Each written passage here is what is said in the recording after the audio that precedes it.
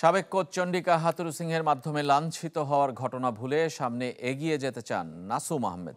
তবে এসব নিয়ে পরিবারের কষ্ট নাড়া দেয় এই স্পিনারকে। চ্যাম্পিয়ন্স ট্রফির স্কোয়াডে জায়গা পেয়ে খুশি নাসুম, নিজেকে প্রমাণ করতে চান। চট্টগ্রাম থেকে ইকরাম হুসাইনের আরও একটি রিপোর্ট। নিশ্চিন্তে খান স্বাস্থ্যকর অল টাইম পান, all time healthy life. Chandika হাথুরুসিংহের সাথে নাসুম আহমেদের গল্প সবাই জানে। ফারুক আহমেদ বিসিবি সভাপতি হয়ে স্বীকারও করেছিলেন ঘটনার সত্যতা।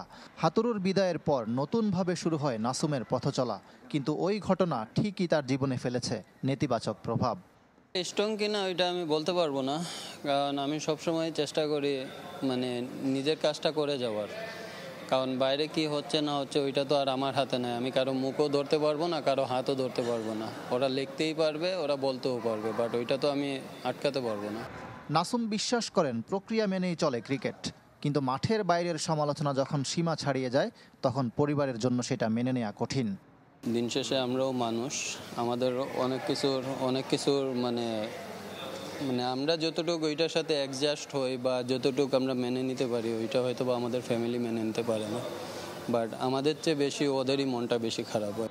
সব ভুলে ক্যারিয়ারটা আরও সমৃদ্ধ করার ভাবনা। বিপিএলে প্রত্যাশা অনুযায়ী পারফর্ম করতে না পারলেও চ্যাম্পিয়ন্স ট্রফিতে ভালো কিছুর স্বপ্ন দেখালেন নাসুম। চ্যাম্পিয়ন্স ট্রফির মতো জায়গায় আমি আছি, এমনকি ন্যাশনাল টিমও আবার আসছে, আলহামদুলিল্লাহ। বাট এত বেশি খুশি না, কারণ আমার এখনও অনেক কিছু করার বাকি। সাকিব আল হাসান না থাকায় বাঁহাতি স্পিনার হিসাবে নাসুমের কাঁধে বড় দায়িত্ব। টেস্ট ওয়ার্ল্ড কাপ যেটা আপনি বলতেছেন, ওইটা আমার পাস্ট হয়ে গেছে। বাট সব কিছুই মানুষ যত দিন যায় তত শিখে। বাট আমারও শেখার অনেক জায়গা ছিল, আমিও শিখছি। ইকরাম হুসাইন, চ্যানেল 24, চট্টগ্রাম।